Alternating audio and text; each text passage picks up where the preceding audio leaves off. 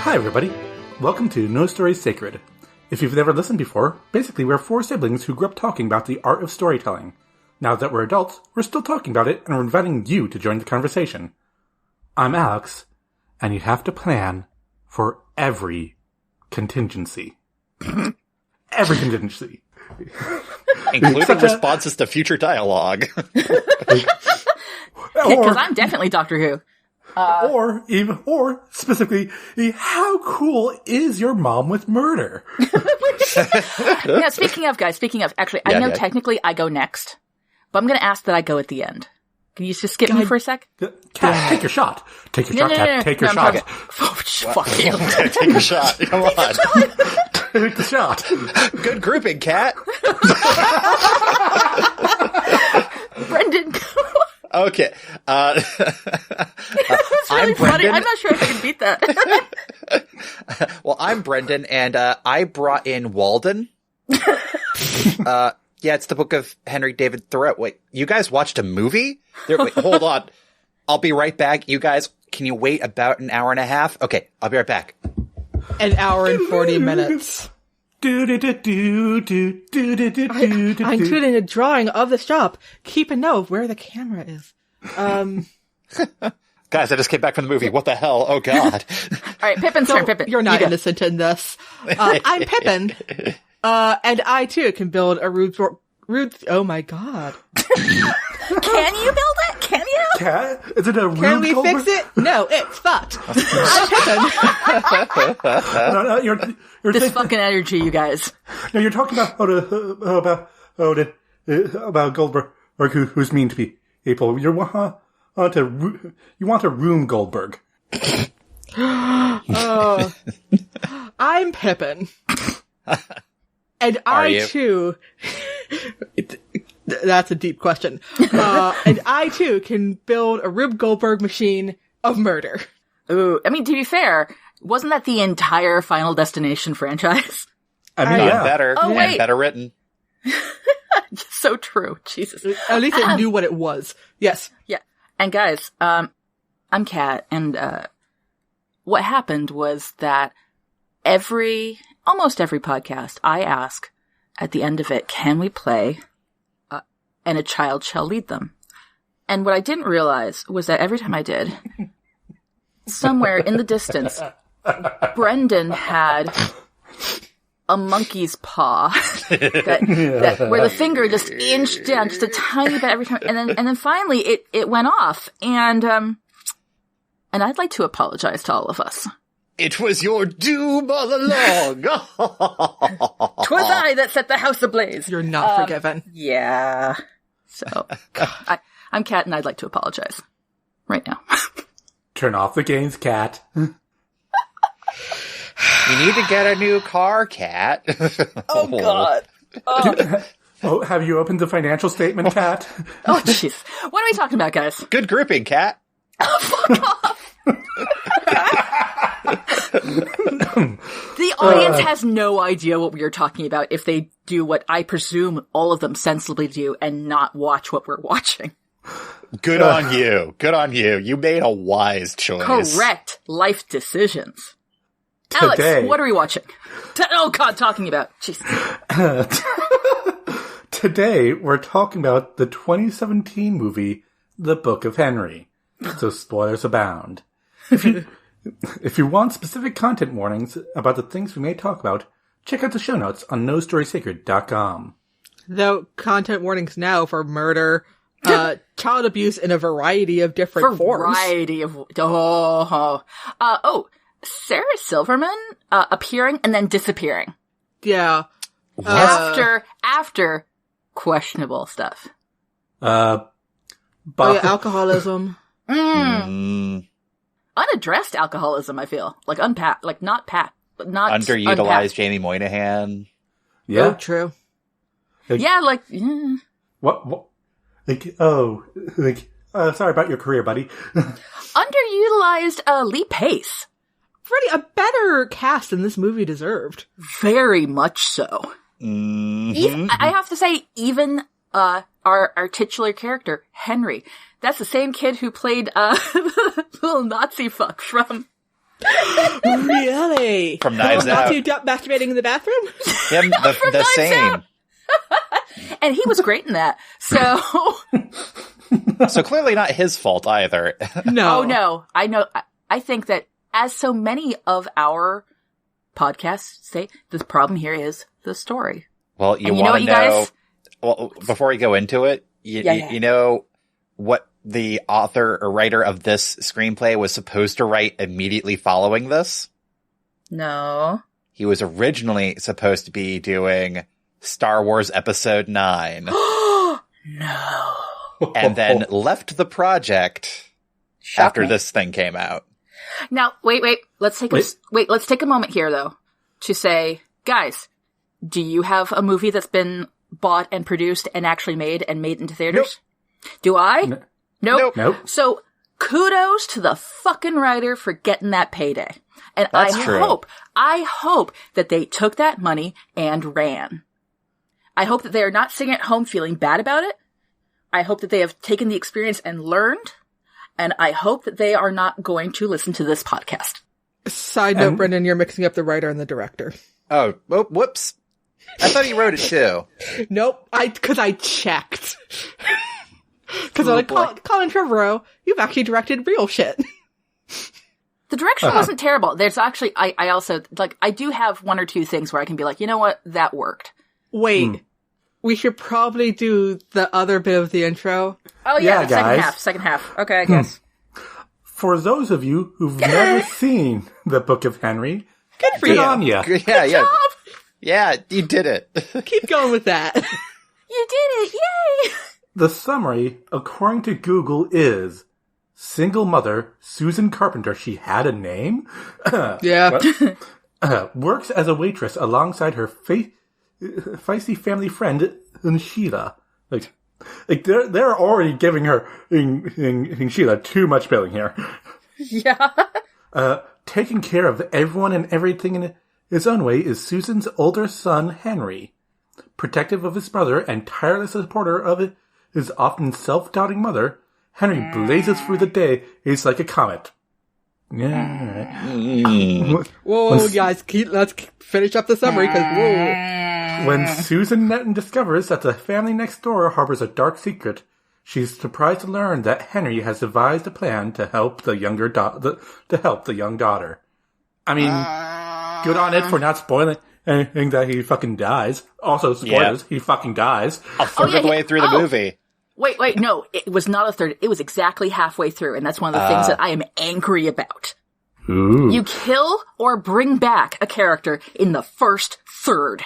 That's your first third twist. That's where it is. You either kill them, or you bring them back. You don't do this bullshit in the middle, because by the middle, you have to have your cast of fucking characters and your shotguns on the mantelpiece set. Yep. This is a note for future me. Go back to The Lord of the Rings and find out when in the movie Gandalf dies. And Boromir, for that matter. Well, Boromir dies at the end of Fellowship. And Gandalf, the thing is, you have to take those in the light of, yeah. Well, because remember, Gandalf comes back. In the second one. Yeah, wait, no, I thought he comes back as Gandalf the fucking White or whatever in the same movie. Is that not the case? No. Two Towers. To be honest, it's been so long. Oh. And you watch them all in one go now. True. And I just want to immediately come up with an example of, discounting cats. Well, listen. Well, fair. Wait, Spiders Tolkien, who lives in a cave and writes huge epics that change the face of genre, is an outlier and should not be counted. Yeah. Also, guys, I have a confession to make. What? I've got a confession to make. Exactly. All right. I'm your fool. If you say you didn't watch this movie, I'm gonna fucking be like, oh. What did I watched do, this, Al? No, I watched this movie. Uh-huh. At 2.5 speed. That's probably the way to do it, honestly. I mean, to be honest, I'm also angry about that, but at least you saw it. Here's the thing. At 10 minutes in, I decided, oh god, I hate this movie. Half an hour, the hour in, is when I saw that I was only halfway through, is when I swore out loud. Yeah. I've been prepped by Pippin's commentary, which is generally why we don't put commentary into when we don't say like chats, what the fuck, Brendan? What did you do? And I'm like, oh, this is gonna be a winner. Usually we try to keep that to ourselves to not to poison the well of other people's opinions. But I was mad. And I sat back absorbing the hate, letting it flow through me. And then woke up and chose violence. Join the dark side. But no, I got in there and it was not, I was in the opening, 10 minutes where he gives his, what is it, fucking book report? Like, what the shit is it? Oh, it's my legacy. Oh, God. The legacy that he does not, in the writing, actually do. Oh, God. Money doesn't matter in my legacy. 10 minutes later, I'm invested in thousands and thousands in tech stocks and have lots of money. There's so much. But also, it is the fact that, the movie starts with, we are setting the stage. This is it. How old are 11-year-olds? I have one. Don't worry about that. Like, what, 6th grade? 5th grade? He's 12. He's 12. 11. He's 11. He's going on 12. Oh, he's going on 12. Oh. He is 11. Though he never reaches 12. Ah-cha-cha-cha-cha-cha-cha. So, yeah. No, he's 11, so, that's either 5th or 6th grade, depending on which way the cookie crumbles. Yep. And we see that he is in we get primed with another quite normal 11-year-old being like, my legacy is going to be, I don't know, something curling or something. Dodgeball. No, Dodgeball. All right, fine. Good for you. I thought it was basketball. Being an Olympic gold medalist in basketball or something. It was dodgeball. It was dodgeball because dodgeball. Dodgeball doesn't actually there is no Olympic dodgeball sport. That being said, so, that's set up. I'm like, okay. And then this little prick shows up. Yep. And proceeds to shit all over. And by shit, I mean, his syntax and overall, nihilism is above and beyond your average, I would say, freshman philosophy student. Yeah, his shittiness is college level. Yeah, and the thing is, he is not called out for it. Nope. He is rewarded, and everyone's like, well, he's smart, so that's okay. Yeah, the other kids like him, and I'm like, ooh. And I'm no, that is not how middle school works. This right here, this is somebody's fantasy. Yep. And I'm like, so is he gonna learn a fucking lesson from it? No. Cool. Cool, guys. Cool. You know who gets picked on? His adorable as fuck little brother, who is age appropriate and has glasses. But adorable. Ditches the glasses halfway through, I thought. I know he puts them back on, I think. He goes back and forth with the glasses. I mean, it's kids. Kids these days, eh? I mean, I went back and forth with my glasses when I was younger, even though I very much need them. I just take mine off for shits and giggles, so there we are. I'm not wearing mine right now, so... Well, that's because Brendan would say, Pippin, are your glasses on, Pippin? Pippin. I can hear you in the microphone, Pippin. Yeah. So basically, I suffer for our podcast. You suffer for your art, Pippin. You suffer for content. Which is basically this movie in a nutshell. Hey. I don't want to keep on intentionally shitting on the movie, but man. Okay. Well, wait, guys. There's a lot to get through. Can I see if I can do a speed run? Can I see if I can do a speed run? You can try, but every time I try, it's you who makes it long. I know. That's why I'm going to try it, because honestly, I do want to spend so much time talking about the story and how to fix it that I do want to get a speed run through the shitty stuff that we have to begin with. Okay, let me find. So someday I'm going to be able to do an actual speed run without you people interrupting me. You people. You people. Okay. I'm setting up I'm setting you doing the timer? Got a stopwatch. Tell me. Okay. Go. All right, ready? Well, don't be rushing. We want to have this be coherent. Of course it's coherent. Yeah, okay. Well, as coherent as the story actually is. Ha ha! All right, I'm going to start. Ready? All right, so go. we start in some random small town. We see that Henry is supposed to... Is it New York? I don't know. Yeah. We see that Henry is super, super smart, and everyone thinks he's great because of that. He goes around being... I think he must be fairly miserable because he is so obsessed with being on top of things. He's invested in the stock market, the bills, trying to get his mother, who is, I would say, on the edge of purposeful childishness. Yeah, as portrayed in the lens of the movie, as far as we know in like real life, it could be just her mom the mom just wants a frickin' break. I mean, come on. True. He handles the financials though. Yeah, you can't handle That's weird. And also, like major medical choices, she looks to him. Yeah. There's issues here. There's so many issues. And speaking of major medical choices, we're gonna get to that. So there we are. We established that this kid is super great and so smart and everyone loves him. But he has a little crush on the girl next door. And, maybe he'll be humanized. Maybe he'll go through a period of like, oh, maybe I don't know everything. Wrong fictional person who's suggesting that. What actually happens is that he, happens to spy next door in the I'm sorry, if I'm gonna do crime, I'm gonna close my fucking drapes. But apparently not. So. Not when you're the chief of police, Kat. You can get away with everything. Yeah, that's right. Chief of police whose brother is a CPA agent. And like, okay. CPS agent, yeah. Okay. Yeah. It's like the head of the local CPA or something. Do you mean Child Protective Services, CPS? Yeah. They said CPA. The CPA, I think, is an accountant. Certified public accountant. They said CPA first. Sorry. Whatever. Point is, it'd be funny if it was either. Yeah. So there we are. So he happens to look across the street at the girl he has a crush on, and it turns out, whoops, her stepfather, is, super abusing her, and probably in a way that's definitely not okay, for what is this, PG-13? Yeah, something like that. Yeah. We can't even have the camera over there.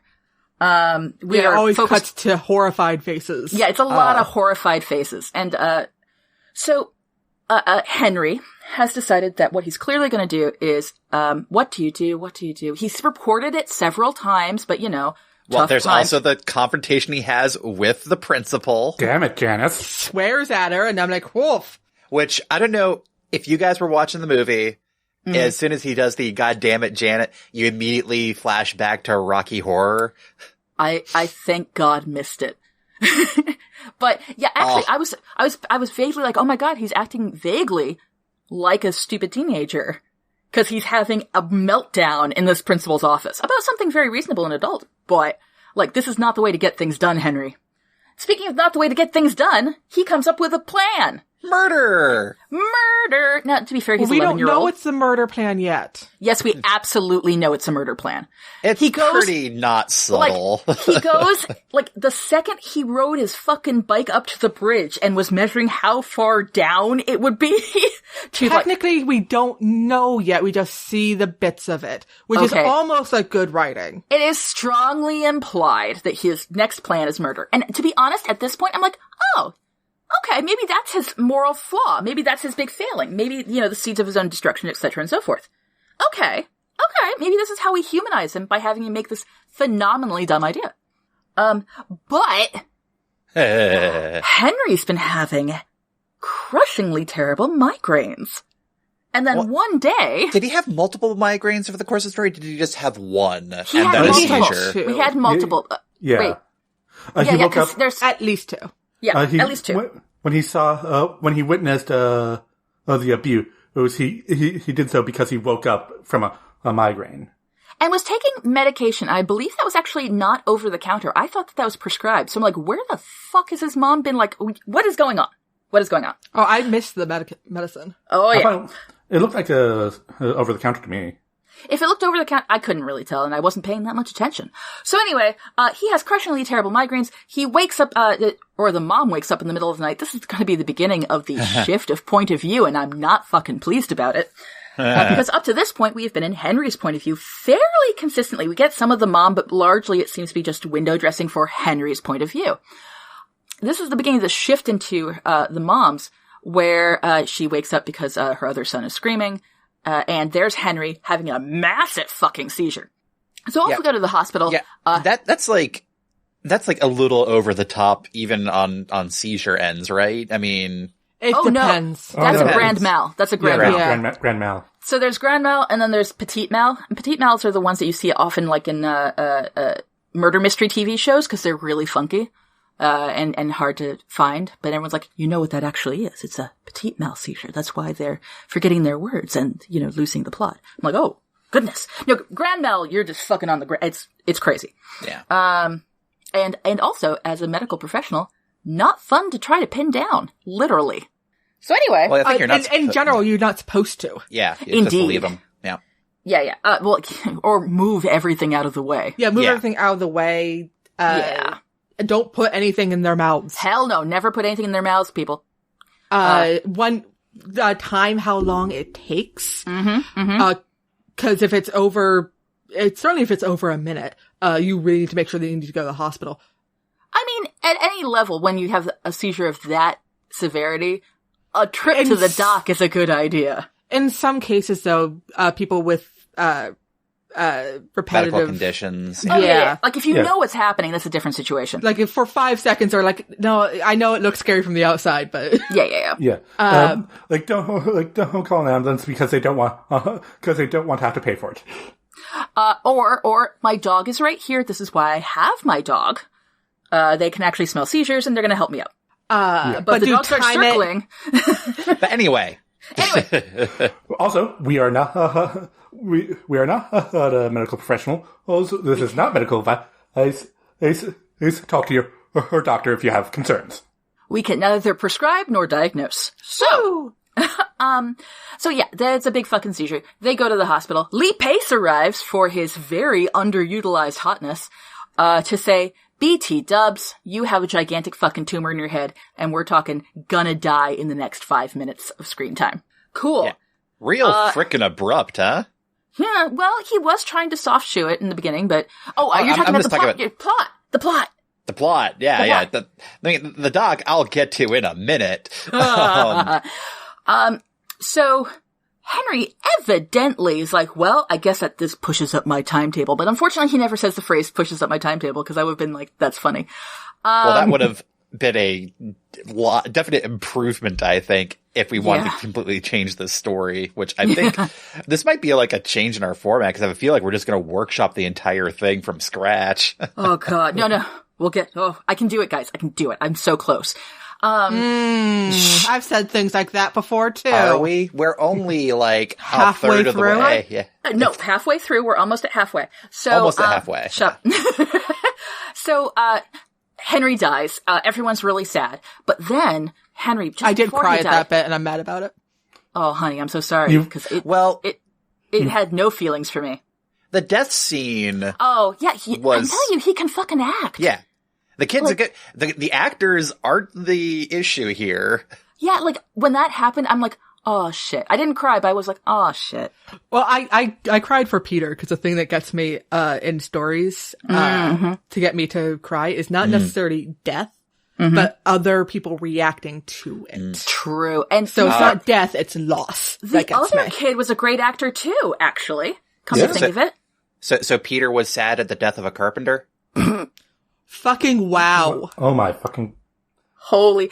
Brendan doesn't pull out the Catholicism often, but when he does, it murders all of us.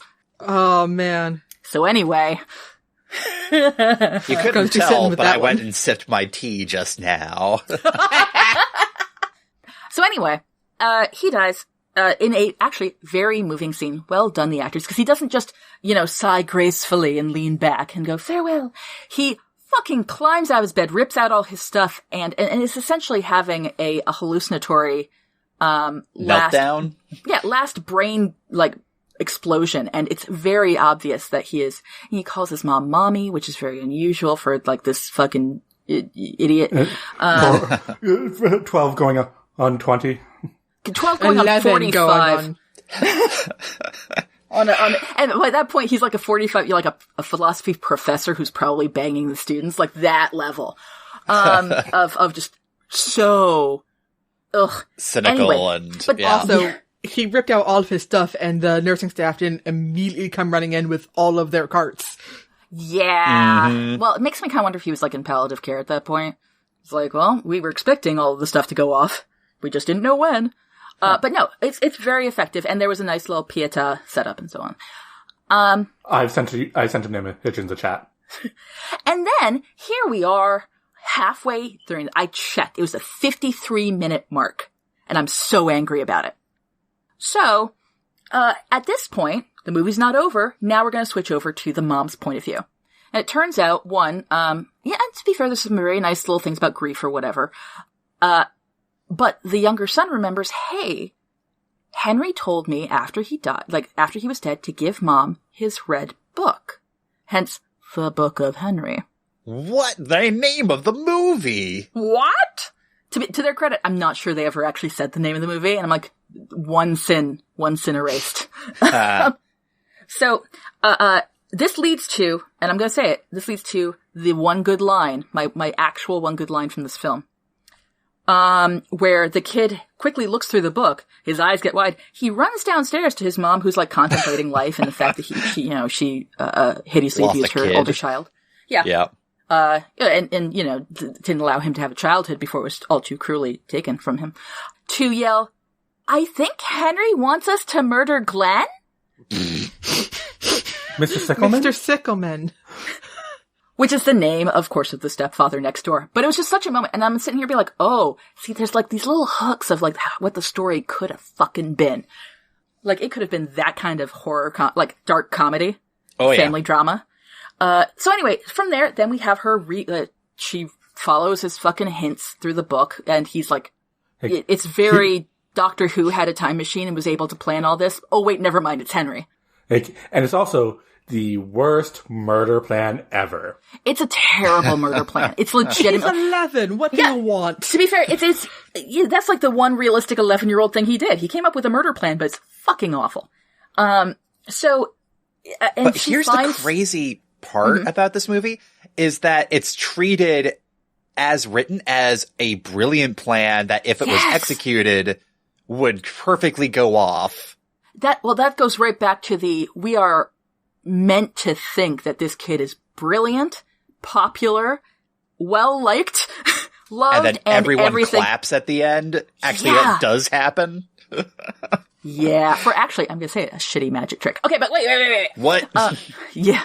It's a child's talent show. I mean, come on. Peter's 7. Give him a break. All right, for a 7-year-old, he's allowed to be a prop comic. It's fine. To go and jump to the beginning of the post-Henry grief death sequence, there's the weird bit where Henry's oncology doctor, brain doctor, comes in and visits Peter, the younger brother, who I think is like, is this doc gonna be hitting on the mom? Is this really appropriate days after the child died? But more importantly, he gave his cell number, though, to the 7-year-old. I think Where's that was his the boundary? I think that was sleazy doctor way of getting his cell number to the mom. Yeah, but we find out later he was legitimately just texting with the 7-year-old. Which, that is creepy. Yeah, it's weird. There's like so many levels of, cause unfortunately there is, I would say, some tropes. It is a setup, a romance setup. Like, we have had a tragedy. Hello, hot doctor. That's a thing. The thing is, he is a hot doctor. He is a hot doctor. I would accept that better if like months had passed, not literal days, because here's the thing, the talent show is brought up as a plot point before Henry's death. Yeah, it's like literally that week. Yeah. Whole movie takes place in like a month. Yes. Max a month. 2 weeks. I would give it closer to 2 weeks, to be honest. But no, it has to be a month, because at the beginning they say, oh, the talent show is in a month. Okay, fine. I'd say 2 weeks, because it doesn't take, for New York, I'd say it doesn't take the entire month for all the leaves to stick around that long. Now, guys, how long does it take for the harrowing of hell? I'm already having a bad enough time. Right. Continuing. All right. So anyway, she finds a tape recording of his fucking voice. Now, to be fair, this is a method for allowing a character to stay, quote unquote, alive and present in a story, even though they fucking died. That being said, they didn't do it right. No. Again, as you said, it was like Doctor Who. Because Was it all one tape? That's my question. I think it was implied. It must have been, it was implied one tape on a micro recorder. When did he have time to do this? Because he was in the hospital. He snuck out of the hospital, remember? That was established. How did he fucking do that? He snuck, because he had his dumbass hat over his enormous bandages. And I don't know how he got out, considering the one time he did rip all his shit out on camera. Everything started buzzing. But don't forget, guys, he's very smart. So, very smart. Mad about everything all the time. Anyway, so she's following his, and to be fair, I could kind of see that, like in a different movie, in a different story, and done differently. I could see that working. So she follows his hints. We find out like the whole plan through his actions, and we find out that it all hint your other right, which was pretty funny. Except also he's not Doctor Who. Yeah. There's being smart, and this is kind of going to writing thing. I hate it when a smart character is written as being damn near prescient. Yeah. Unless that's literally the plot. Then we that's keep referencing Doctor Who because they did it once and it worked. Yeah. Because it was a time-traveling super god alien. Like, you could have an entire story where it's like maybe a super advanced AI that's using like predictive analytics or something like, or something like that to be like analyzing your emotions, and that's how it's like saying your other left or whatever. It's just predicting everything remotely or something, and then we could have some freaky stuff there, whatever, because we don't want to have predictive AI and determinism because determinism is bad, right? Bad, right to the bone. Speaking of determinism. So anyway, so this fucking kid, has made, and more importantly, this fucking mom is going around following his every step, including buying ridiculous guns, practicing with her, the ridiculous guns, talking back to her son, which is reasonable. I could see that in terms of like holding conversation with his voice, but unreasonable is the fact that he left appropriate length pauses almost every time but one. Good grouping, Kat. Good grouping. And I'm like, no, you don't get to do it fucking once.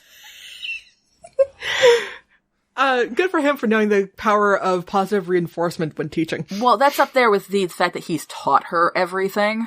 Yeah, no, that's also problematic as fuck. So anyway, it all hinges on this, it all hinges on this, the timing of this particular, talent show where everyone will assume that, she's there, and we know from earlier on, and so did Henry, that, Glenn, the stepfather, would not be there. Because Glenn's a bit of a prick. Bit? To say the least. Yep. So anyway, like the police commissioner are not going to his daughter or his talent and show. Stepdaughter. Oh, like there you have a public persona to maintain. Come on, man. Well, we know that he was bad from the start because he had a problem with leaves blowing onto his yard. The leaves from a single mother's house with two, let's say, kids. At least one of sons, one of whom is a handle. Yeah. Like, just take the goddamn loss, Glenn. Nah. Yes, but that's okay, because he took some other things instead. So anyway. Be a good neighbor. A 357, what? Be a good neighbor. Offer to rake her leaves for her. You'd think. You would think. And particularly after her fucking son dies, but whatever. Also, where's the dad in all this? Which dad? The dad wasn't part of this. That was mentioned earlier. Yeah, I know, on. but was he divorced or dead? I got the impression she got knocked up early on. And then he skedaddled. Well, then, how do you get knocked up with two kids? Knocked up with two kids. I got the impression that he just up and left. Maybe when Henry started turning weird. You know that what? wouldn't make To be sense. honest, and that would have been it wouldn't have been my kind of story, but it would have been a saleable story. Yeah. Like, kids suddenly realizes, wait a second, as I'm growing up and becoming, understanding the mores of love, hey, was it my fault that dad left? Because of the way I am? Does that match with the way that that girl doesn't want to talk to me? Maybe. My God. Mother shows up like, and see, there's a movie there. There's a movie. It's not one I want to watch, but there's a movie.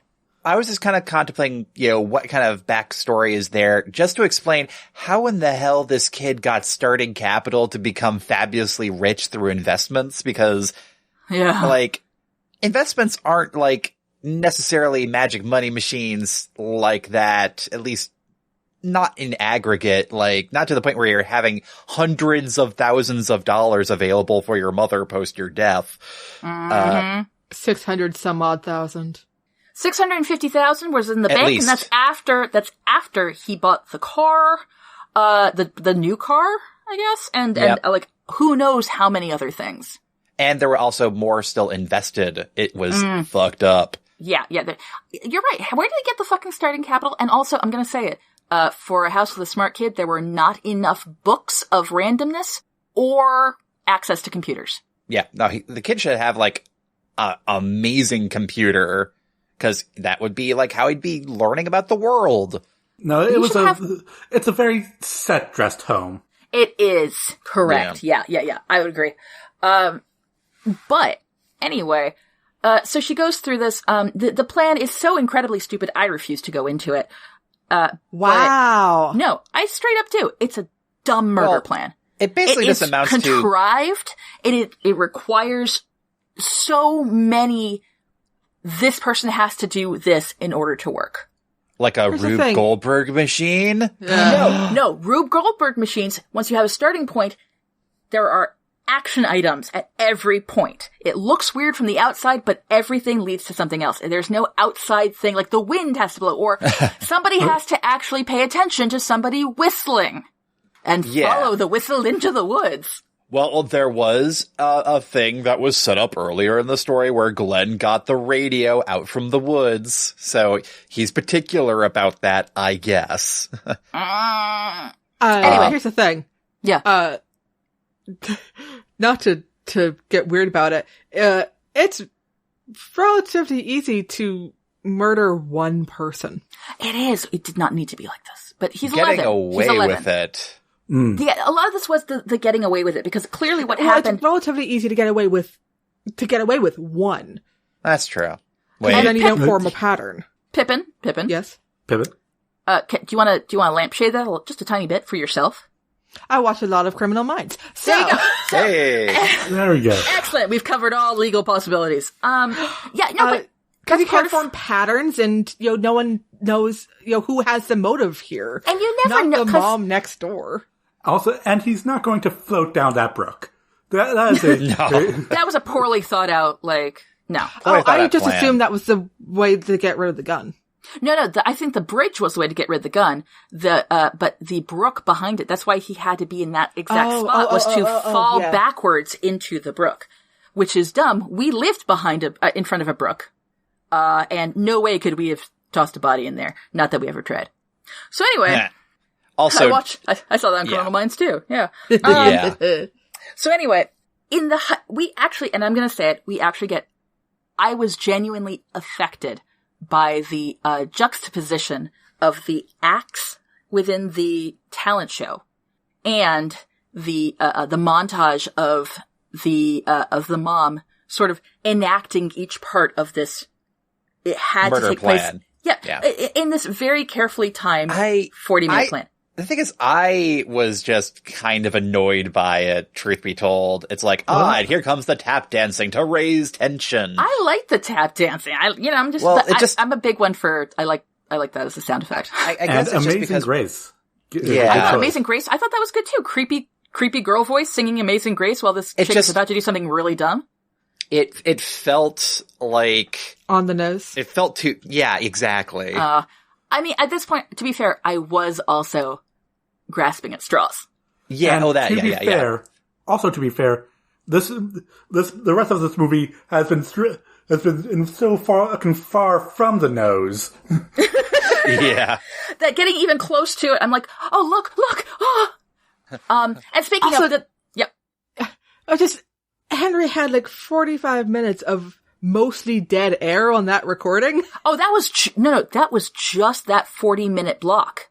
Don't forget everything ahead of that. Oh, that's what I'm talking. Just the 45 minutes is the most egregious. Oh, yeah. Yeah. Wait, how long do tapes last? I can't remember. 2 hours? 2 hours. They are 2 hours, guys. Wait, and that's if you flip to the B-side. Yeah, because those are intended for also, when did this movie take place?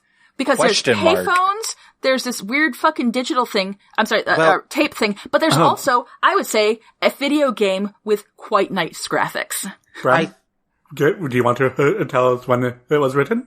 I believe that this was originally written in the 90s, and it took this long through the 2000s and 2010s to finally get made. Why was the video game so modern? If they had just, like, put, I don't know, fucking Pong on there or something like that, Because I'd be fine. I'm guessing the script just says the mom plays video games. And they had them in the 90s. They did. They didn't have them that nice. Anyway. Because it wouldn't look, because suddenly the audience would be wondering about timelines and all that if she was playing Sonic the Hedgehog. That would have been hilarious, though. It would have been great. That would have been good for the movie where the kid comes out and says, I think Henry wants us to murder Glenn. That would have been great. Or Mario's Let's Go. Dun, dun, dun, dun, dun, dun. Or GoldenEye. Slappers only, Al. Speaking No of, odd job.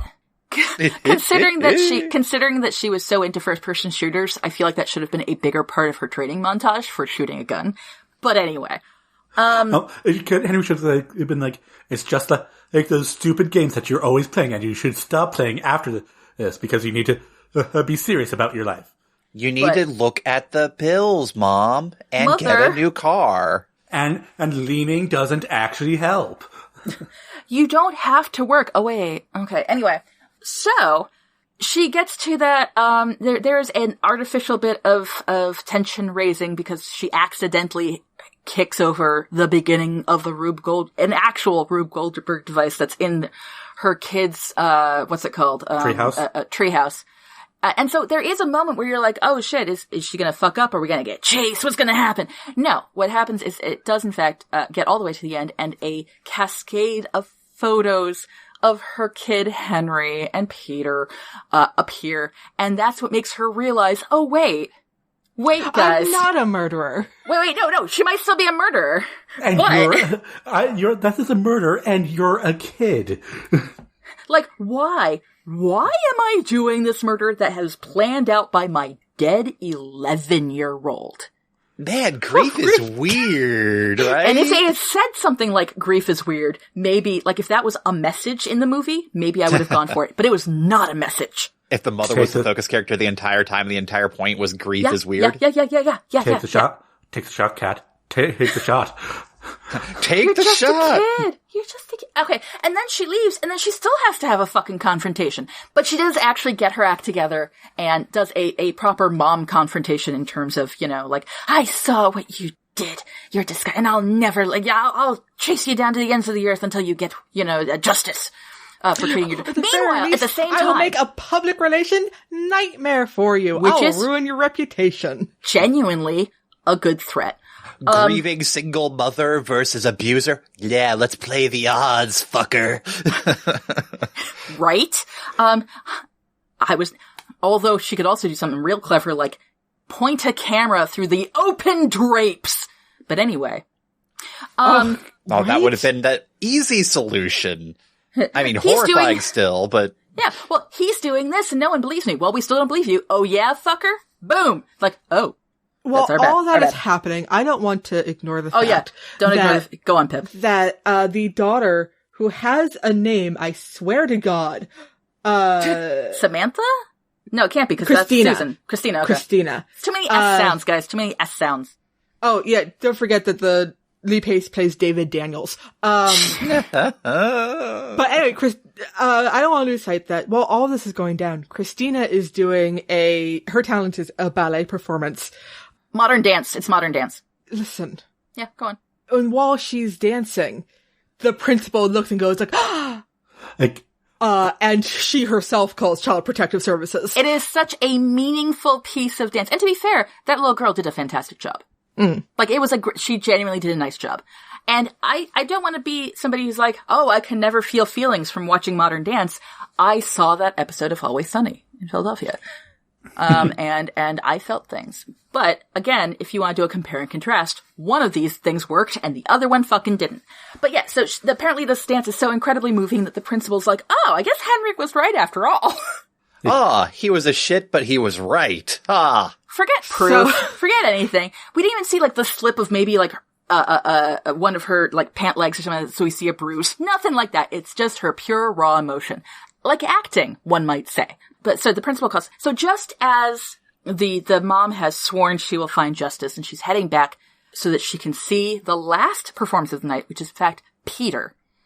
Her and that's other still alive son, who she only realizes partway through, oh, maybe I should pay attention to him too. And that's in the text, not the subtext.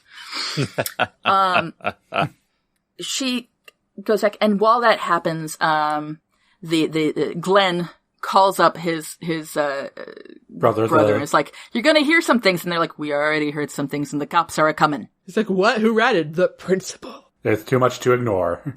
So, yeah, he sees it, and he's like, well, I'm like, oh, and suicide. And, oh, speaking of, hey, spoiler warning for, suicide. And trigger warning. Yeah, that's what I meant. So he's like, and I'm counting down like 3, 2, 1, and there's a suicide. Okay. Again, off stage. Exeunt Glenn. Yeah. There's a bright light and a bang, and it startled my cat, which I don't appreciate. So. I was just over here going like, I know he's gonna do it, but is it gonna be in such a way where it looks like the mom did it? Which would have been, again, a different, possibly better movie. Anyway. So she makes it back in time. Turns out her other kid's magic trick was to bring his brother back to life, at which point the doctor in the audience, because he came, by the way. Not weird. Not weird. Because the 7-year-old invited him over text, and they had a whole fucking conversation over text. And he just shows up at this kid's school. There's so many levels here. Anyway. The only outfit I have is blazer over scrubs. Even this doctor's like, this looks like some shitty parenting. Side note, sorry, I've just remembered that at one point Peter mentioned himself having a headache. This is worrisome considering what just happened.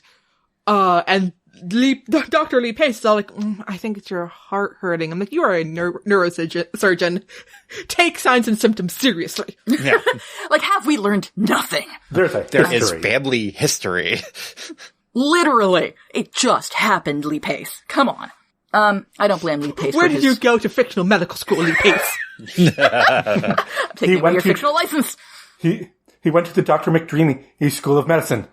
God, that would make sense. Fuck McDreamy. So, but fortunately she makes it, so he's like, I'm gonna bring my brother back, and he taps a trunk that is suspiciously the right size for a body. And I'm like, is this movie about to get hardcore in like the last 5 minutes? That would improve it. No, it opens up, and there's nothing there. He looks in, he kicks the side of the box, and it turns out it is a snow generator, which his brother had created earlier on in one of his brief being a better parent than his own mother. Cough, cough, moments. Ashes, cough. I know, it looked like ashes. I'm like, and they're all, everybody in the audience stands up and cheers. I'm like, are you fuckers not realizing what you are breathing in? Cause we never saw a body. That means only one thing, guys. Either Henry's alive, which was another plot thing that could have happened, or we are breathing him now. Oh my God, Lee Pace is in on it. That's why he's checking out. Yes. That's why he's there. Back to Henry. That's why he's International assassin Lee Pace. Yes. The mom wouldn't fucking know. No, that's a good point. And Henry. He's just there to contribute to the alibi.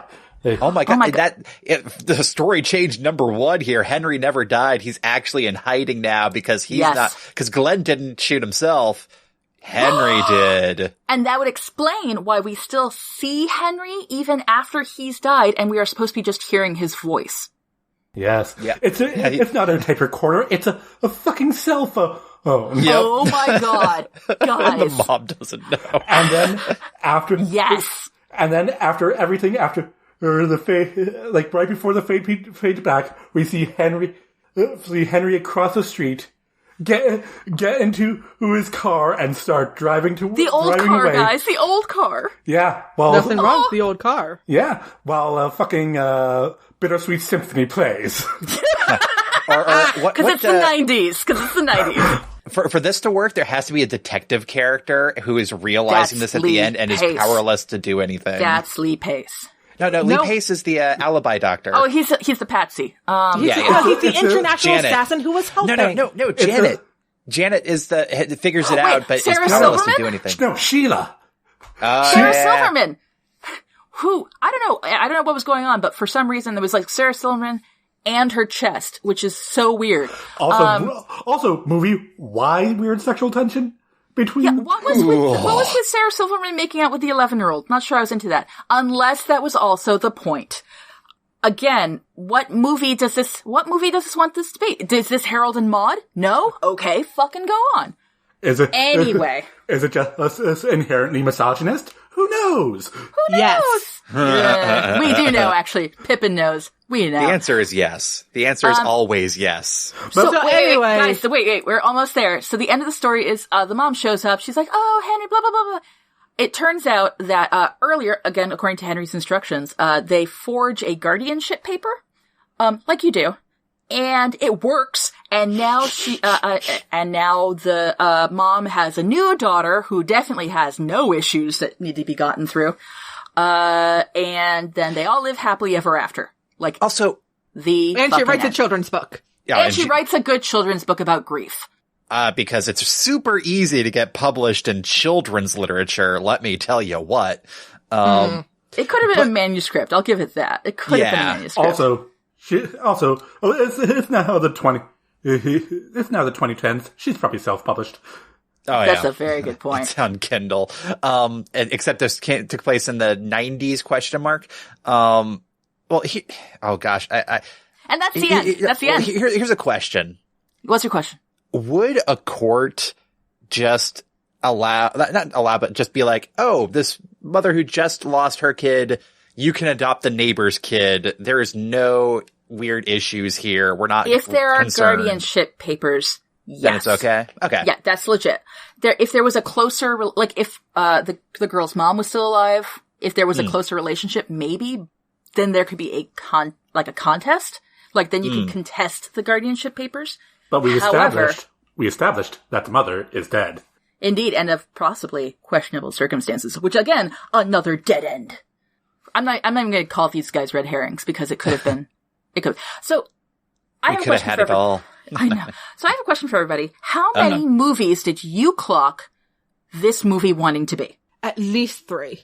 Well, we have there's the family medical drama. Oh no, I'm talking real titles. Because I'm going to tell you right now, I clocked 6. Ooh. Oh, jeez. Wait, actually, but before that, Kat, you clocked in at 39 minutes.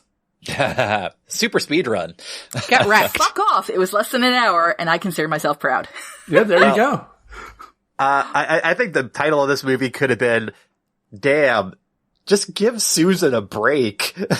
Susan had a break in the beginning. I think Peter, the younger brother, who did not deserve any of this bullshit. All he needed, he was just a normal kid, had some normal bullying issues, which is unfortunate, but maybe that should have been dealt with by a fucking parent. His brother dies, and then he has a talent show. And suddenly he has a new sister. The end. I have a new sister now? Mom, this is weird. This house is definitely big enough to have more than, more bedrooms. Well, no, they did, I was worried about that, but they did say that, they were painting the other room. Yeah. And I'm like, okay. Because honestly, a kid who had gone through that much abuse, I'm not sure I would put them with other children just yet until there had been serious therapy and we were certain that, there was no shenanigans. Years of therapy. Years. And I do not blame, the girl at all. I'm just saying that kind of shit fucks you up. Oh, another, movie title. Hey, maybe Henry should have been put into a gifted program because you know what? Let Henry skip a grade. Yeah. Yeah, because he needs... Keep him too busy to plot murder. Yeah, he needs to be kept busy. And honestly, part of things with those advanced programs is also just coping with stuff like that. Mm-hmm. And maybe finding your peers. Yeah, what? Other peers? People. Yeah. Because, big shock, there are other gifted students in your age range. So they'll be your... And they'll also be the same age as you and your intellectual equal. Here's the thing. I remember being friends with a guy in college who was a certified boy genius. Mm-hmm. I had got one of his those first, too. Yeah, got his first college degree at 12. Yep. No, I knew a girl who was, like 15, maybe? Yeah, super interesting guy, great to be with. And he was like teaching classes in the college I was at while I was a student. I'm like, that's cool. So, do you guys, can you guess some of the movies though? I'm going to bring it back around. Can you guess some of these movies? Well, you just posted it in the chat, so yes. Okay, I meant, fuck. Okay, that's a good point. Fine, I will tell the audience. Here's what we got. Rear Window. We see, Henry sees the shenanigans going on next door and nobody believes him, right? So therefore he has to solve it himself. Yep. But we didn't get that far. Yeah, and Rear Window's also just most of these are also just better movies. Flowers for Algernon. We had a situation where there was a tumor pressing on his brain, so maybe he was going to go from super intelligent to, like, less intelligent. And so then he'd have to kind of deal with the loss of that and, like, the loss of his abilities. Nope, fuck that. Harold and Maude. That would be awkward as hell, but yeah. Harold and Maude, that's where we get Sarah Silverman kissing the 11-year-old. Oh, that was still... Like, you know, where they're like, is this like trying to talk about, like, relative levels of maturity and what's okay? I mean, like, no, okay, it was just a weird moment. This is her only way she knows how to comfort a dying kid? Yeah. Whichever movie it was where they said, how do you like them apples? Which one's that one? Good Will Hunting. Yeah. Good Will Hunting. And that one, I forget why I thought that one was involved. A gifted felt like person. It. Yeah, who you wouldn't expect, and they're busy solving shit. But also and everybody really, likes them. Well, he was like a janitor. But like, it kind of was overlooked. But like, part of the point with Good Will Hunting is that he needed therapy. Yeah. But some of the ones you guys didn't see, Memento. Oh, yeah. Where you're following backwards through the various track and you're following hints that are left by a third party, even, and in Memento it's you. What if it was her all along? What if Henry never existed? Yeah. Oh, better story. And then finally, the last one I wrote down was Erin Brockovich. Oh, yeah. Which is, single mom, finding justice one the fucking way or another. There's also Psycho with the point of view switch in the middle. Ooh, now was Psycho in the middle or was that in the first third again? Like where, you know, there was a Janet Leigh getting, like, again, spoilers, getting fucking murdered in 10 minutes in. I don't remember how long it was, but it was a significant amount of time. It was long enough for you to go like, oh, that's the main character. So I don't know if this counts as a story change, but talk about Psycho, did make me think of something. What if we kind of went the horror aspect? And it's the mom still being controlled by Henry post the grave. Yes. Guys, it's there's like, so many things. Right. You'll have to do it, mother. And then what if postscript? Well, no, yeah, after take the shot, there's a little extra bit at the end of the tape. It's like, I knew you couldn't do it, mother. Oh, fuck. I took care of it anyway. Blam. Yes. Amazing. Cut to Glenn dying, you know. Yes. Because there's always contingencies. That was a line in the movie. Oh my god. I'm like thinking back, I'm trying to remember like all the many ways, that this could have been fixed. But I did want to address one thing. And this is getting back to the point of the podcast, which is where we perhaps teach. I think that the cardinal sin of this movie was a failure of character. Yeah. I think that the character of Henry was incorrect. Like, it was not fully realized. It was generated to create a plot, as opposed to working in synergy. Yeah. Like, what kind of plot would this person have, as opposed to, I want to tell this story, what kind of person would have to exist to make that plot possible? Because here's the thing. I like stories in which we have smart characters fucking up in smart character ways, usually involving being overconfident or things like that, you know, being sure the plan's going to work because I thought of everything, but you know what? The world is a wicked, chaotic place. You can't plan for everything. You can't plan for love, guys. Also, the whole plan assumes that Glenn is going to be missing the talent show and staying home. Yeah. Oh my god. Yeah. He could have been going out and getting buzzed. We don't know. Yeah. There's so many levels of well, but again, an 11-year-old came up with it. And see, that's if they had stuck with the fact that an 11-year-old came up with this. So you have to then logically expand from that point. If the mother is going to do that anyway, it cannot work. It has to be shitty. So the point has to be that she is doing something out of grief that is terrible and also dangerous and things like that. Like, that's got to be the focus. Not the idea that Henry was so fucking smart that this would work. The fact that what saves the mother from, like, doing anything at that moment is her own agency is, granted, cool. But it still means that Henry was right the whole time. If she had taken the shot, it is implied that Glenn would have died, fallen backwards, the murder would be done, boom. It would have had the same result. Yeah, exactly. Exactly. Now, I do appreciate a woman having an agency. Very important. However, that failure of character. You know what? Sorry, not to interrupt. Even if even if she had killed Glenn, the plan was fucked. Mm-hmm. Because the doctor knew that she was not at the talent show. He looked around and couldn't see her. Couldn't see her, and she gave an explanation of why she couldn't sit with him. It was like, oh, I'm a parent volunteer. Go and ask the actual people in charge. Like, no, she wasn't. Yep. Yeah. So, I mean, again, if you looked at that as, you know, this is the idiot idea of an 11-year-old, I mean, very advanced for an 11-year-old. Good job. However, 11. You have to keep in mind that super advanced for an 11-year-old is, you know, college student. And I've known too many college students. But yeah, hell, I've been too many college students.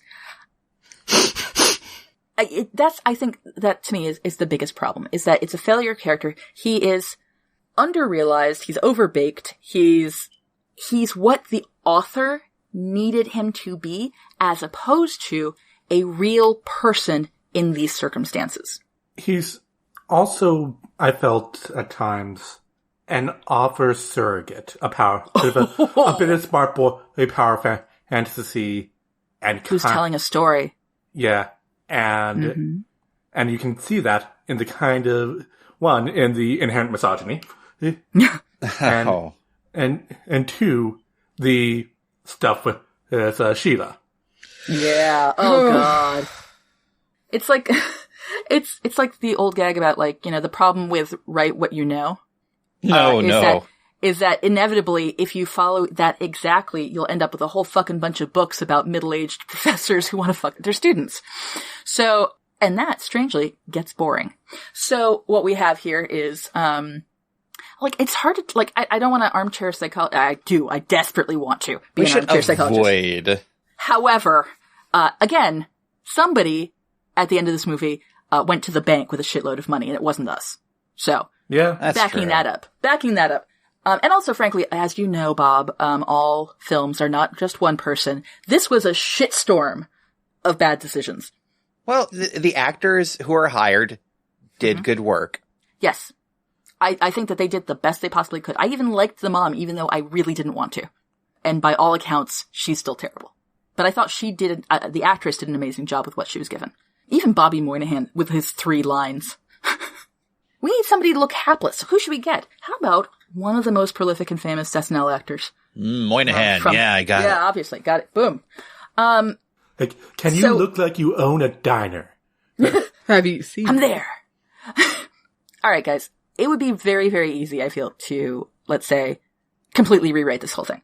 And it's going to be very, very hard to only come up with one change. I mean, we've already done half a dozen already. I know. So can we try to, how can we approach this?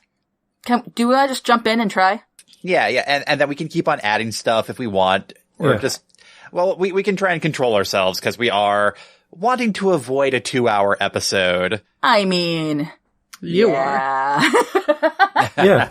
Let's see if we can make it shorter than the movie. That's the goal. Listen to this instead of watching the movie. I think you'll at least have a moderately better time. Yeah. Just about as much sense. And yes, I realize what I just said. Yeah. And I want to go first because, just to give you guys, I'm taking what I thought of, which is fully commit to the murder. Oh. Which involves Kat solving your problem of killing Henry earlier. Yes. Well, not killing Henry, having Henry die. I think he should have died. I think he should have been dead before the movie started. Ooh. I think I think that she should have been handed the book by the younger son first 5 minutes in. Huh. Well, we have to have, like, you know, you can do, like, the classic thing of starting at a funeral, right? Yes. Ooh, yeah, cool. The cast of characters is around the grave. Oh, you can kind of, like, pan from character to character. The chain of people, the chain of events. Dun, yes. dun, dun. Ooh, it could become a sort of whodunit. Yeah. Ooh. Who killed Henry? The answer is Henry killed all of them. Or more, who's going to commit this murder? Who is at the center of this donut? It's a donut within a donut. Also, actually, because Henry is already dead, this means we have narrative convenience, which is like, exactly. When did Henry have time to plan all this? Before the fucking movie. Before the movie. Excellent. Like, it's question mark. Like, you could have stuff be various ages, like there's like levels of dust on some things. Like, he's been planning this for a couple of months. Years. Years. I'd have to change the nature of the crimes of Glenn at that point, because then it just gets real depressing. To be honest, it's already real depressing. But it could have started while the mom was still alive, for instance, like the girl's mom. So he noticed that there was some like abuse, and then it got real bad. Yep. Well, I'm figuring the way to do it is like Henry has been dying for months. And he was planning on doing the murder himself at first, but he got too weak to do it himself. We get some flashbacks to some Rear Window shit. Yeah. Like, change of cetera. That's it. And, the bed in his room is now one of the gurney beds. Ooh. Like that, and that's always depressing to see in a home. Oh my god. What if he wasn't dead, but he was like in a vegetative state the entire movie? And so that's part of the grief thing. So he's waiting for his mom, as it were, to commit the murder so that he can finally let go. And or at least that's what she's feeling like. And so she comes and like, she talks to him, and then she listens to his voice like they're talking back and forth, which gets a little bit of the Psycho vibe in there. Oh shit. I mean, to be fair, you're paying a child actor like exorbitant amounts of money to not move, but still. Yeah. So commit to the murder. Go through various steps. It's a better plan. Lure gun out with not a whistle. A chunky whistle. What the fuck was that chunky fucking whistle about? And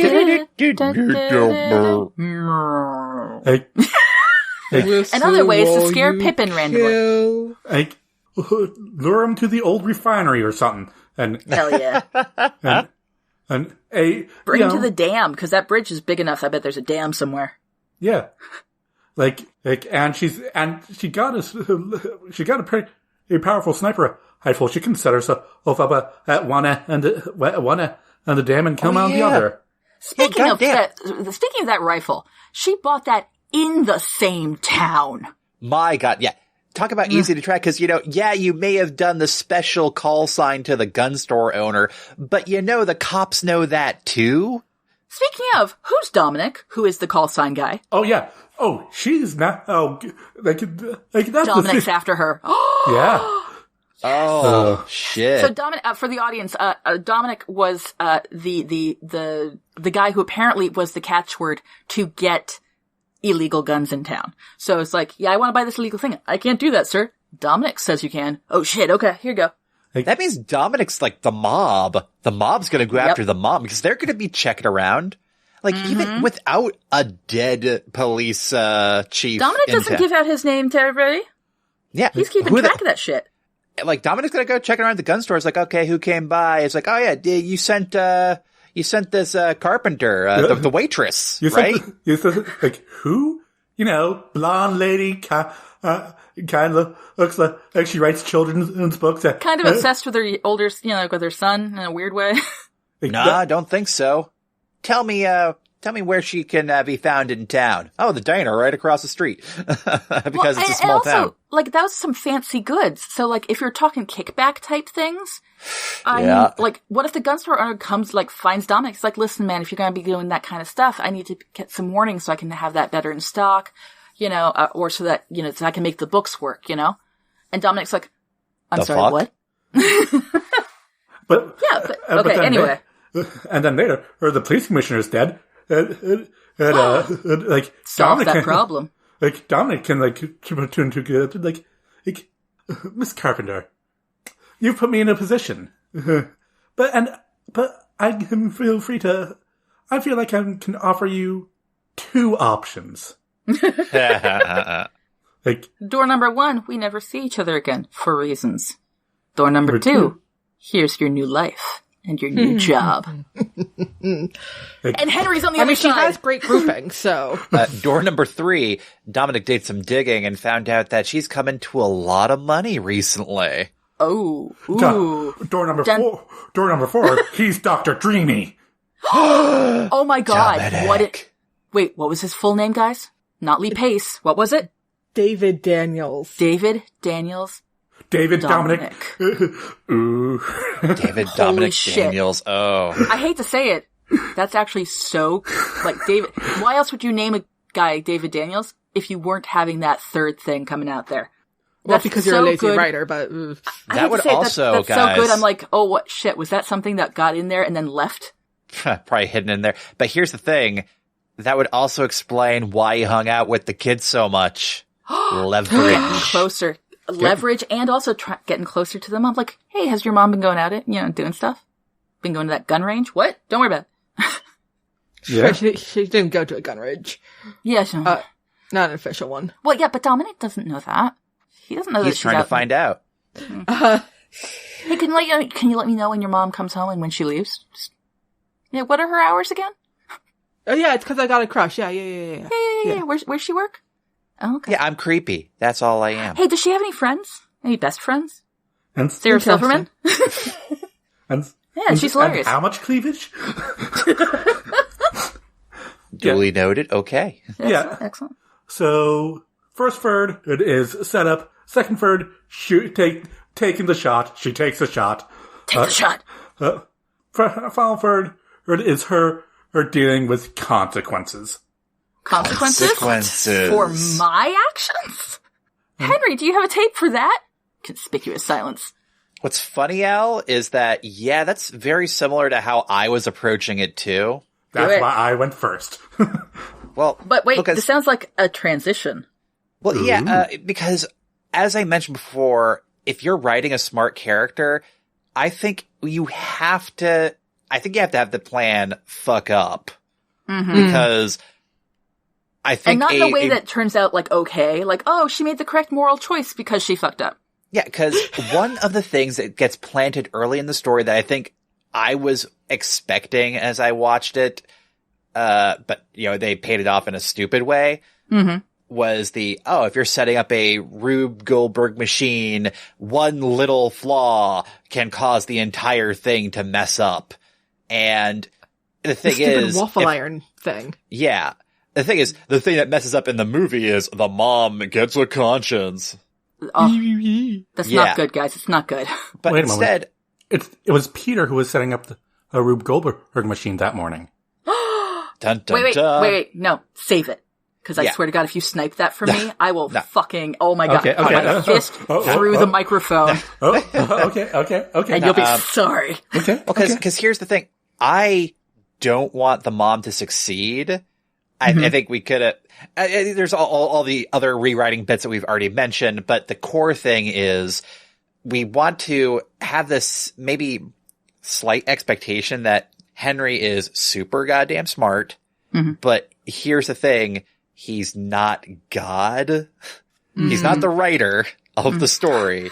No matter how much the writer wishes. Exactly. He can't do that. And I think one of the takeaways should be like, you can have all these intricate plans and it just doesn't work. It can't work. I think it'd be funny. Uh-huh. If Henry doesn't die. and he goes to commit the murder himself. But because, he's a child, the way the genius messes up is that he fucks up the murder. Glenn still dies in this.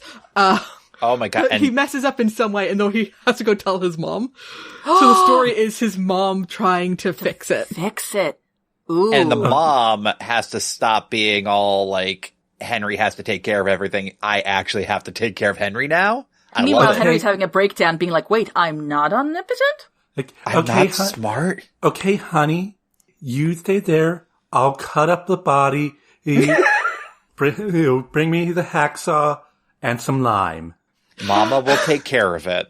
Oh, shit. He's trying to tell her what to do, and she's like, people who botch murders don't get opinions in this. Like, Mom, and that's how she learns how to be a mom. Like, you that know would be a so lot funny. about Oh my god. You know a lot her learning to be yeah. You know a lot about this, Mom. I used to have a life before you. I used to have a life before We you. never talk about your father. But yeah, Brent, you're right. I feel where you're going on that one. Yeah, but like, the mother learns how to be a mom by helping her son hide a body. I think in this way, in this treatment, you'd have to have it be a dark comedy. And I think a dark comedy would have worked. There was clearly hints of that in there. I think Henry wants us to murder Glenn. And you have comedic actors. You do. Yeah, that's a weird thing. So many. We have so rather many. than have stupid sexual tension with Sarah Silverman, what if she helps hide a body too? She's down? Come on. Listen, we don't know what happened to her husband. Did she have a husband? I forget.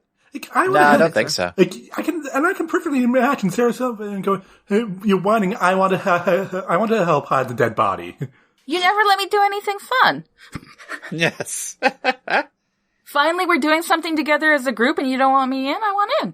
Yeah, and having Henry alive and fucking up, this also gets rid of the awkward as hell kiss. Movie solved. Yeah. So that's me. I just want the plan to fuck up royally. Glenn can still die, but like the rest of the plan of like having the body be perfectly hidden, like he just slumps over and there's just like, here's the other thing, fun fact about high-powered sniper rifles fired from close range. It's not gonna be neat and clean, kids. No, that's a watermelon at a what's Gallagher. yeah. Yeah. Ooh, bringing out the 90s references. Good job. Yeah. I mean, it was written in the 90s. Yes. So. There are a lot of, So no shit. no shit. There Henry was. There are a lot of easy, simple, I'd say fixes, but I wouldn't actually fix the movie because it's rotten down to its core. Yeah. But some things to help some of the bits would have been at least multiple cassette tapes because I am real upset that it's all on one. Yeah, I agree. What if she mixed them up, the order? Oh my god. That would have been funny. Completely cutting out Sheila's alcoholism because it did absolutely nothing for anything. Well, it made his mom have a bad influence. Who then did not appear after the midway point of the movie. Also, Susan and Sheila should have made out. Of Because course. clearly they were in love. Yeah. But my larger thing is actually to lean into the psycho, element of it. Mm-hmm. We can still follow Henry through the first half. Preferably a bit less than that. I was Googling on the side, Janet Leigh dies around 47 minutes into Psycho. She's in it for a while. No way. Really? 47 minutes? How long was Psycho as a whole? I didn't look that part up. It's a percentage, Steel Pip. Percentage. 47 minutes is a long time either way. Okay. But anyway, we can follow Henry for the first bit. Clean up some of it. Make him maybe a bit more likable. But then we can have that turning point halfway where Henry dies. And suddenly it's the mom's point of view.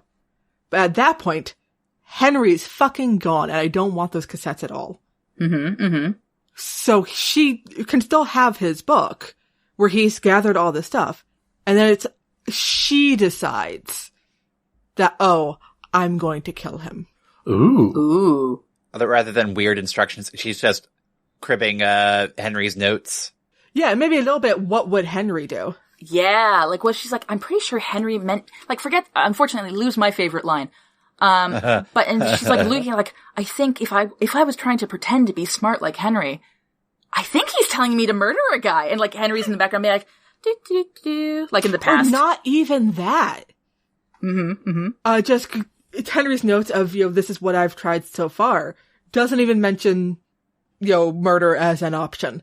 Oh, yeah. But maybe frustration that there is nothing more he could do. There's no justice. So she will be that justice. So you're maintaining that Henry has some amount of innocence. Yes. Childish innocence. Yeah, Henry did. I mean, maybe it didn't come up with the murder plan because he didn't think of it. He was dying at the time. And he was 11. Yeah. Sure. But, through the second half, it could be like, okay, if I were Henry, I would look to see where the camera was pointing to make sure I'm not in that sort of thing. And going like, okay, in my video game, this is what I do. Yeah, okay. And going through all of that, just going like, what would Henry do? And then like at the end, Peter going like, 1, that's not what Henry would do. Or 2, just going like, what would you do? I don't need Henry, I need my mom. That's the option which Glenn, where she doesn't kill Glenn. It's also possible that in mine, she just kills Glenn. Now, Pip, I'm actually interested. I'm fascinated by the fact that you haven't picked up on one thing that I thought you really would have, which is that one of the problems that Henry has as a character is the same problem that an earlier version of Orpheus had in Hadestown. In the run-up to the show, as they were developing it, and Pippin, I know you know this, but the audience and the boys may not, he was much more of a bad boy and, like, cool, and audiences fucking hated him. Because he was able to do magic, and then it turned out like he was a fucking asshole, and that's why he lost Eurydice. Boo. And so what they did is it took a long time to figure out this solution. But the solution turned out to be, well, he's not cool. Yeah, he's like part god, but he's also a fucking idiot artist. Yes, I'm not sure he knew that. Yeah, who's like not good with girls and all sorts of things. My song's gonna save the world. Sure, exactly. Buddy. And so by making him like this sort of, like, yeah, you got god powers, but you're also kind of an idiot, it made him more sympathetic to the audience. And so that when his doubts came in, we're like, oh, this is a character who could have doubts because he's not so full of himself. And therefore, that's where it makes more sense that he fell. And lost Eurydice. So if Henry was incredibly intelligent, but he was also right, I guess? No. The story is implying that Henry was right. I'm not saying that it was. I was just fascinated that I picked up the musical, simile. Because I think it's a weak connection. Wow. Whoa. Wow. Daggers. Also, wait, I Knives like Out. Hadestown. Knives Out. I like Hadestown, and I do not like this story. And also, that's a common problem with characters in general, is the likability. Speak more on that, Pippin, like we're almost a podcast that teaches things. You need to have your character be likable. Otherwise, your audience is going like, why the fuck do I want to spend any time with this person? Mm-hmm. Well, one of the common ways of saying it is having them save the cat. Oh, yeah. That's a screenwriting term. Yeah, screenwriting parlance or whatever. But, like, you could have a total bastard of a character, which honestly Henry kinda is. But he does nice thing, and therefore we can relate with him, or, I think that they tried to do that. That's what that snow machine was. Yeah. Yeah. But it was like, and the Rube, bad. It was over the top. And the various Rube Goldberg machines. Basically, Peter was Henry's, he's not a dick. He was the cat. Oh god, that's depressing. Yeah.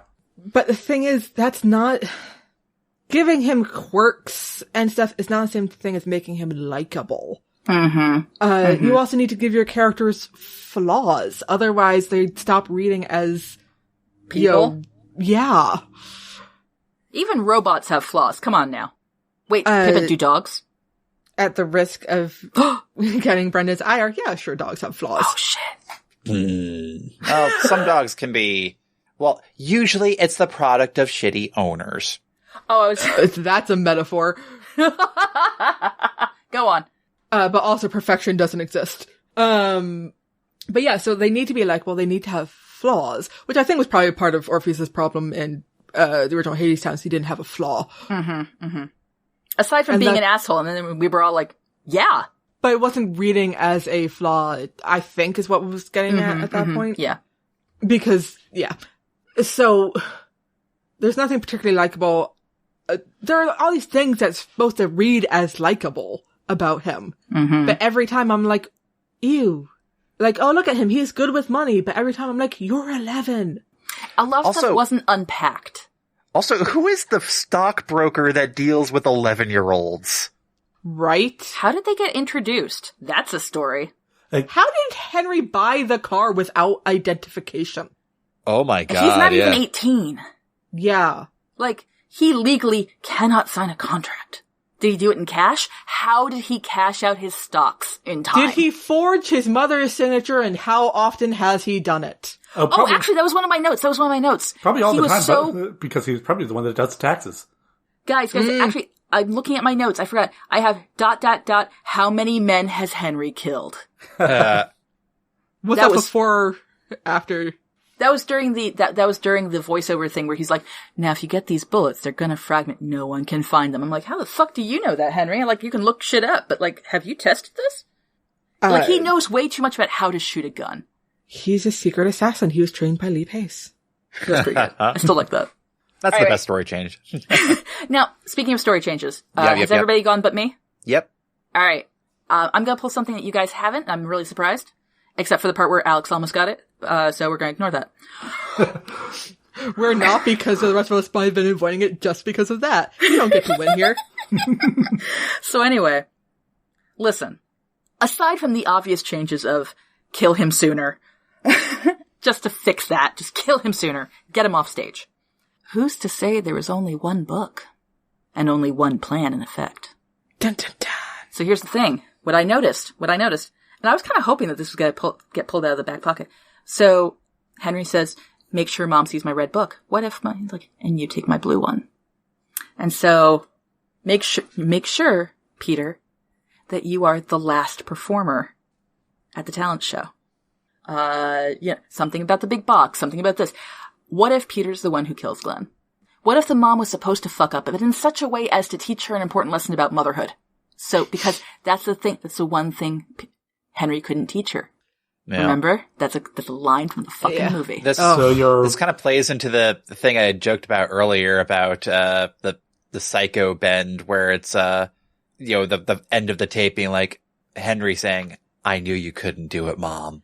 And then, and there's another one for Peter being like, thank you for doing what she couldn't. It's your job now to take care of her.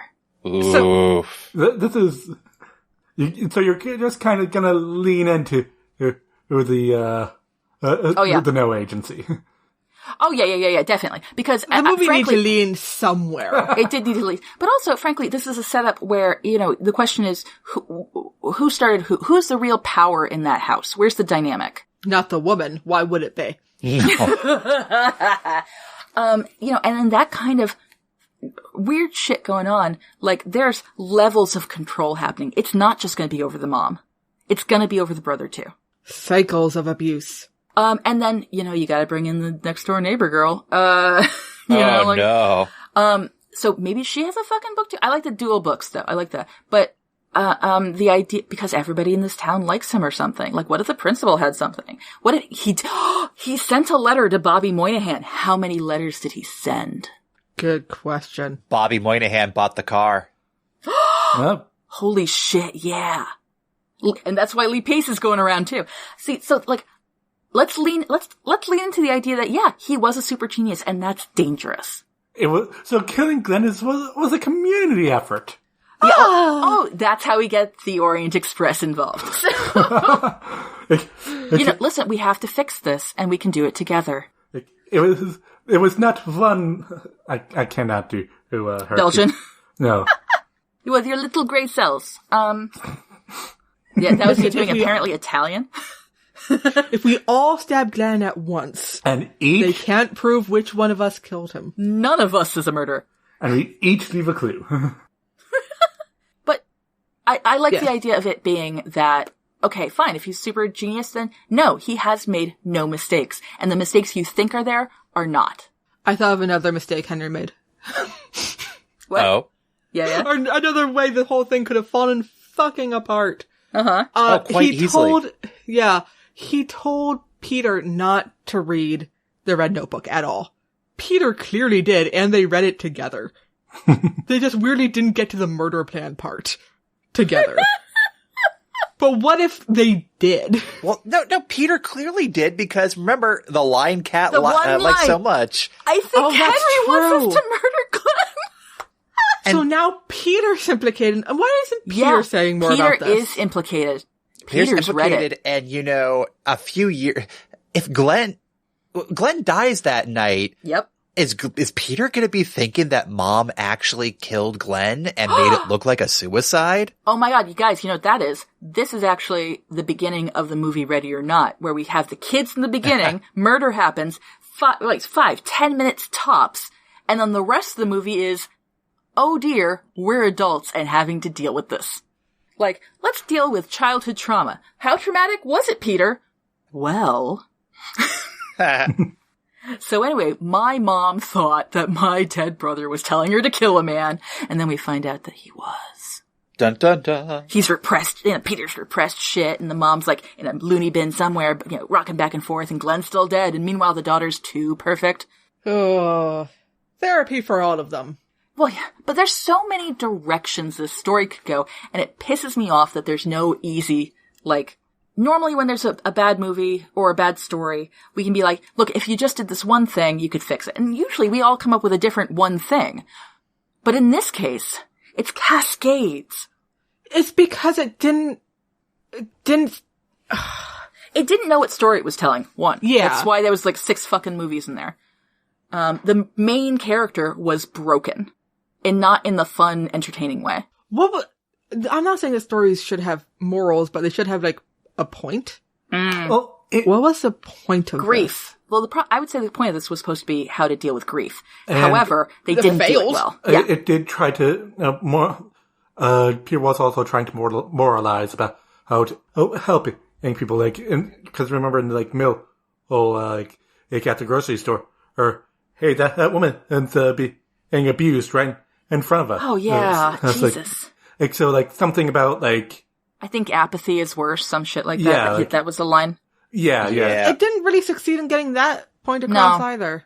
Because the answer to that, to not show apathy, is not to murder people. There were definitely efforts being made, but Glenn was a police commissioner, or whose brother was a child protective services, and it was essentially untouchable. And There's always ways around those kind of roadblocks Cameras too. through the fucking. Sorry, I'm still really angry about that. Yeah. A camera, a fucking going above of a Oh, yeah. Glenn's brother. I mean, conflict of interest shit. Yeah. There should be systems in place if if someone's making an accusation and against the person's brother, then that brother should be able to step in. Now, technically, that small town shit, I could see it, but at that point, don't you get the plot from 3 billboards and whatever? Where the woman, played by the excellent, what's her head? Frances something? Frances McDormand. Thank you. Well, that's where the conflict, as we pointed out before, where the mom goes, I'm a grieving single mother and you're a fucker abuser. What do you think's gonna happen, Glenn? Yeah, but that's what you do instead of the murder plot. Yeah. Yeah. Yeah. I mean, it's a different kind. It's not a movie I'd want to watch, but that's not to say it's a bad one. It's just not my cup of tea. Yeah. And yeah, my cup of tea is, oh yeah, they're definitely going in the murder, and everybody's in on it. It's a terrible idea, and also, weird control shit. I'm yeah, popcorn. The last page of the book. Okay, so actually, Actually, wait, no, that's a terrible plan. And just set up a camera, just set up a camera and send it over to the next town over. Like, Mom, I just wanted you to know how much I thought about this, but then I realized. Also, Holy shit. I'm 11 and planning a murder. I'm probably not in the right headspace for this. I'm 11 I just realized I'm 11 and dying. I think I should be thinking about my legacy. what is a legacy? oh no.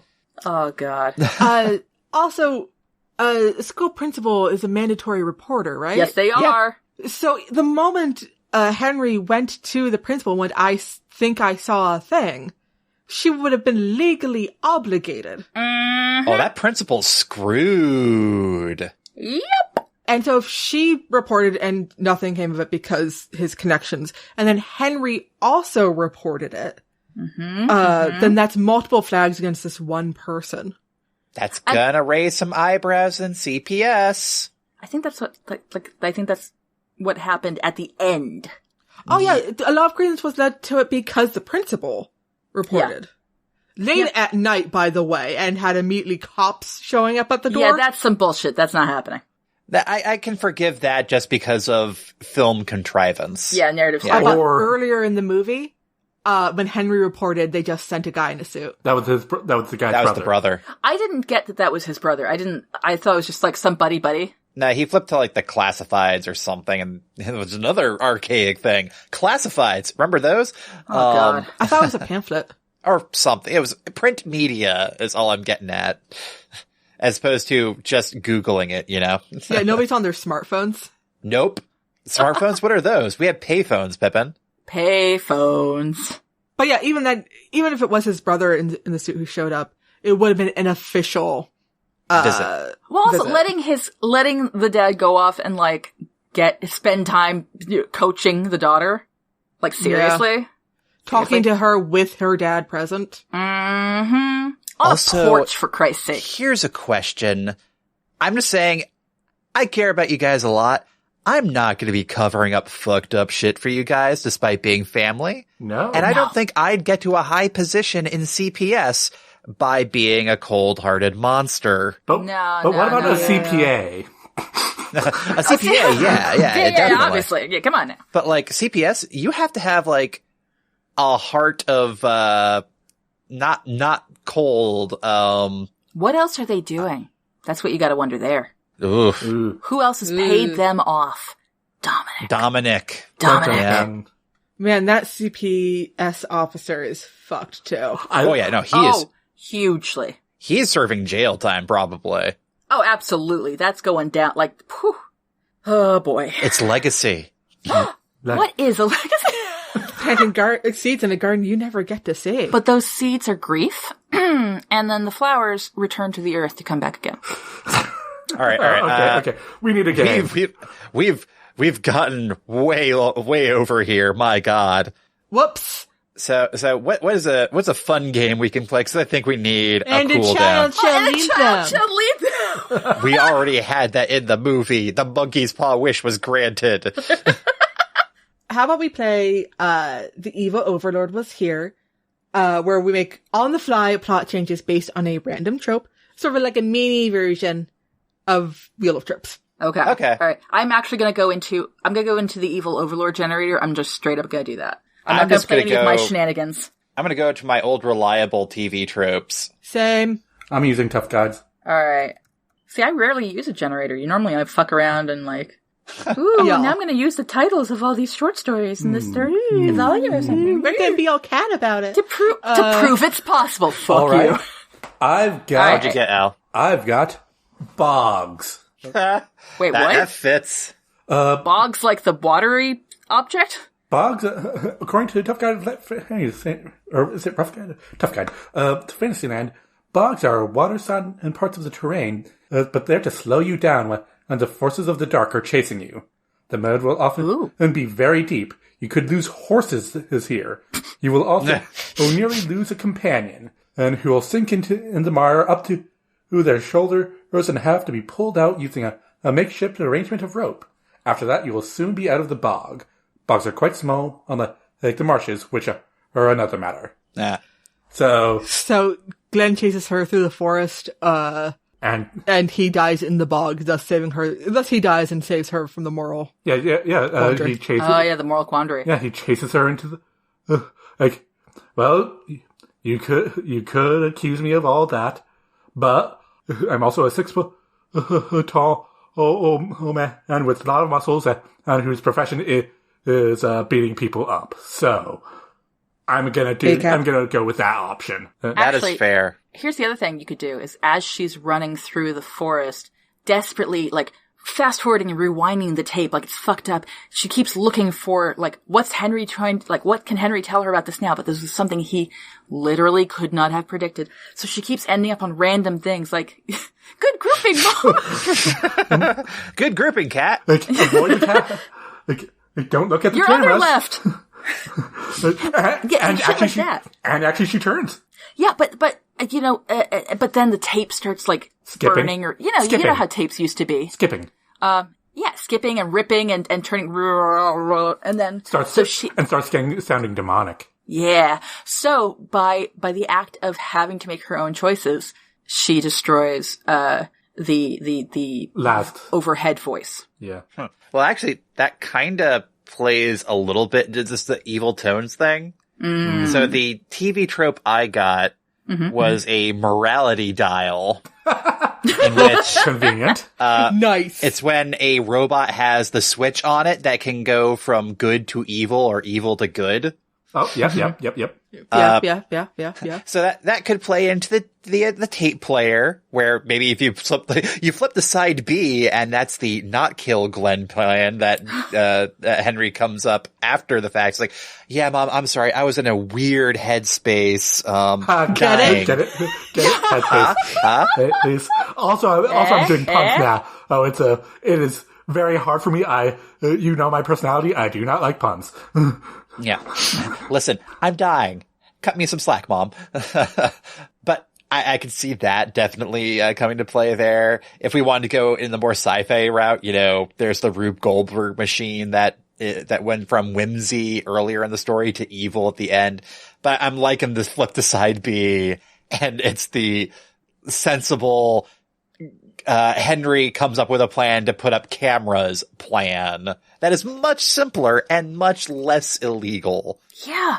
Also, because you could have security. Yeah, you could have security cameras on your own property. Oh, yeah. Can't help it that it was pointed that way.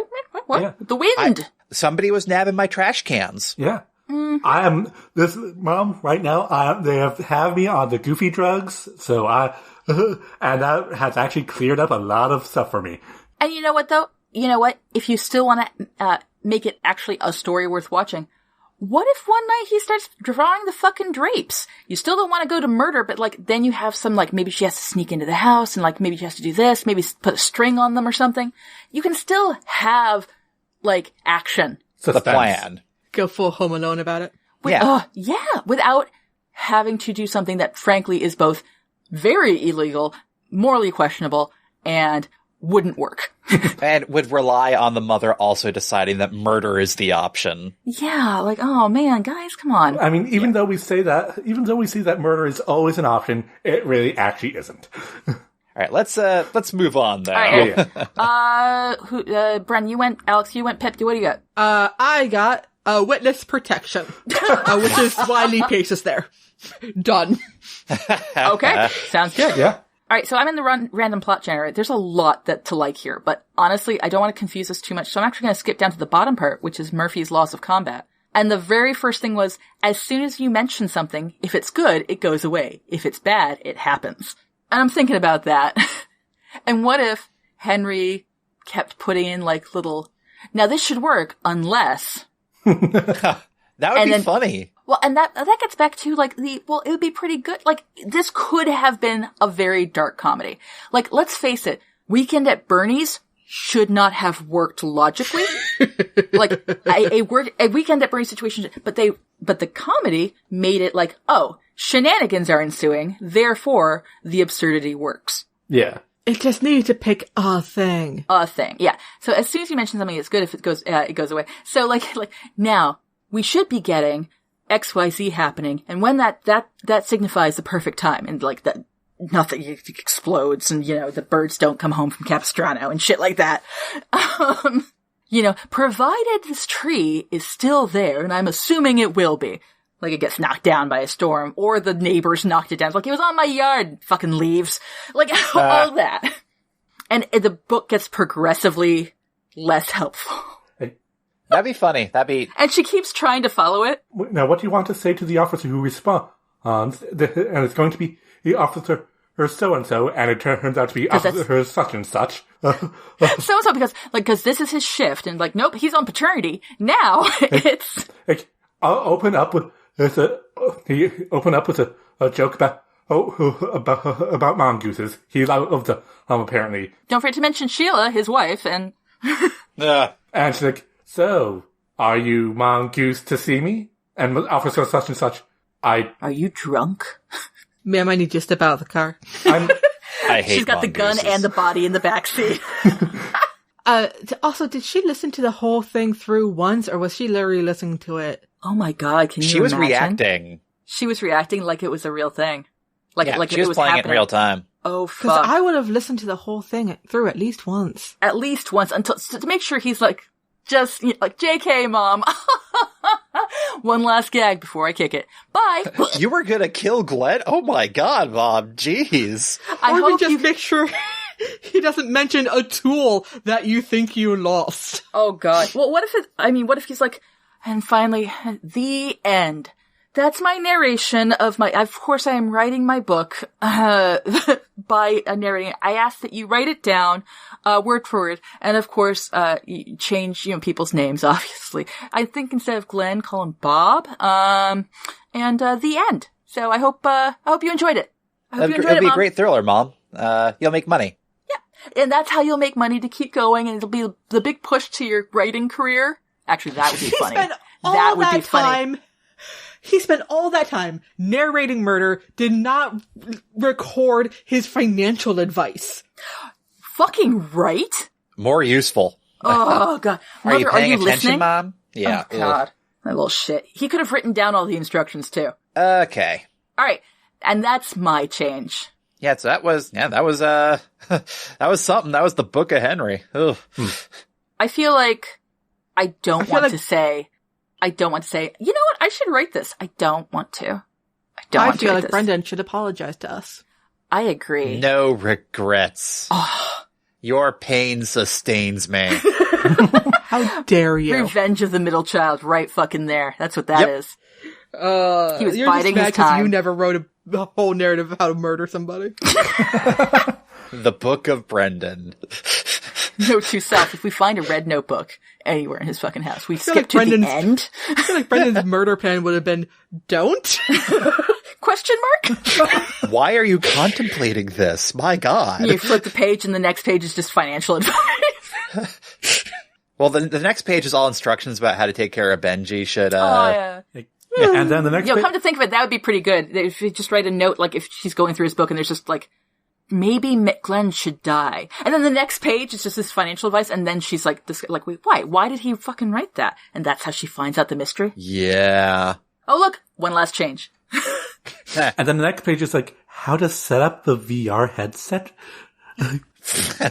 Oh, she would have loved a VR headset. Oh, yeah, she would have. Come on. What if the whole story was VR and Henry's still alive?